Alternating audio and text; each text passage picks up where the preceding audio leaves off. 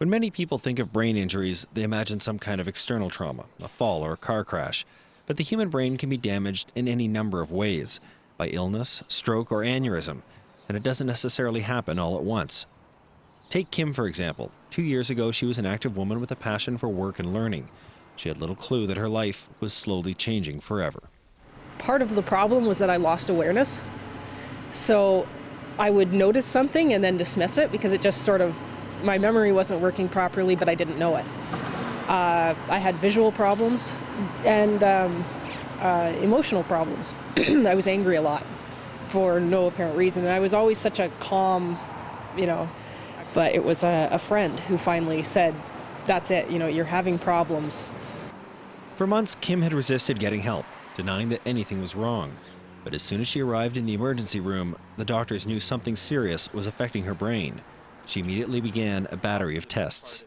I was lying in the CAT scanner, and I remember the machine running over my head, and after it had made the first pass, the technician watching the computer in the other room jumped up so fast that I heard the chair roll across the floor, and he ran out the door. And I thought, uh-oh, I wonder what that means. The scan showed Kim had hydrocephalus, water on the brain. There are ventricles within the brain, and there's two at the top, and then that's where the fluid is actually formed, the cerebrospinal fluid. And those drain into a lower one, which is called the third ventricle. And then that drains out into the spinal column and circulates, and also around the brain. And in my case, that final drain hole out of the third ventricle is too narrow. Surgery corrected the problem and stopped further damage, but it was too late. Kim still struggles with day-to-day tasks. I'm still not working.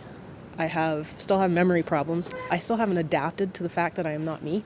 Because I am me. And so I just assume I can still do everything that I used to do. But I can't. And quite often when I do the things I used to do, I end up, passing out or something because I used to lift heavy objects. And so I'll lift something and then that's it. I have blazing headache and I have to go to bed. It's difficult for her to follow conversations or to read people's faces. The extreme concentration can cause attacks of nausea and lightheadedness. Her lips sometimes suddenly turn blue, and she needs to retreat to a quiet place to rest and to regain her strength. But one of the hardest things remains explaining her new limits to the other people in her life. What my condition means for my life. I got into it just last week with a friend who just basically told me to get over myself and get on with my life and get a job. It's like... It's only been a little over 2 years since Kim began treatment, and some things will change.